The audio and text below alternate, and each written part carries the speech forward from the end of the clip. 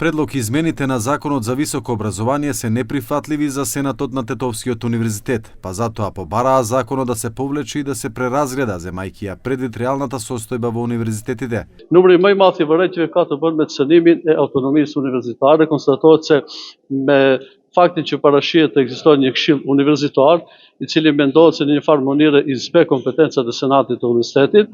Pra kjo është ai fakti i cilën shumica e profesorëve tu kanë vërejtje. Çështje tjetër, vërejtjet janë në numër të madh lidhur me akreditimin e studimeve të doktoraturës, për arsye se Universiteti i Tetovës i plotëson gjitha kushtet, ka staf akademik, punime shkencore, botime, krejt, mirë po kriteret janë, do thotë, nuk janë në harmoni me gjendjen reale dhe për këtë, do thotë, janë një numër i vërejtjeve. Ashtu Senati i Universitetit të Tetovës ka, do thotë, vendim me cilin propozon që ligji më mirë të tërhiqet dhe të rishikohet dhe të tjetë një draft më i arsyeshëm i cili është në harmoni me gjendjen reale. За да се дебатира за новиот предлог закон, денеска на Тетовскиот универзитет беше министерката за образование Весна Јаневска. Таа е децидна дека законот нема да се повлече, но рече дека ги слуша забелешките. Еден месец на јавна расправа и сите имаат право да дадат забелешки. Многу од забелешките се прифатени и досега ова е 6-та јавна расправа.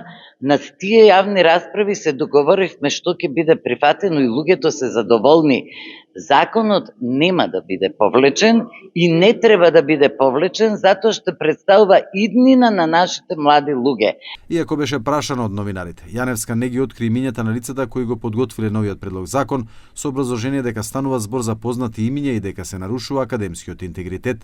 Според Бленди Ходај од Форумот за промени во образованието, необјавувањето на имињата на изготвувачите укажува на нетранспарентност. Faktin që ministra para pak kohësh nuk I përmendi emrat e personave që e kanë hartuar propozim ligjin, në kupton që ligji është jo transparent. Kjo është e rëndësishme për neve për shkak se ligji i parasimit e lartë është interes publik, nuk është një vepër romani që mundeni me shkruajt me një emër anonim dhe ta nxjerrni dhe të thoni ja e kemi publikuar. Ne vërim që me një pjesë cënohet autonomia e universiteteve. Ne vlerësojmë se autonomia e universiteteve është shumë e rëndësishme për komunitetin akademik. Предлог законот најде на критики од голем дел од универзитетите и академската јавност во земјава, кои изразија слични загрижености за нарушување на универзитетската автономија.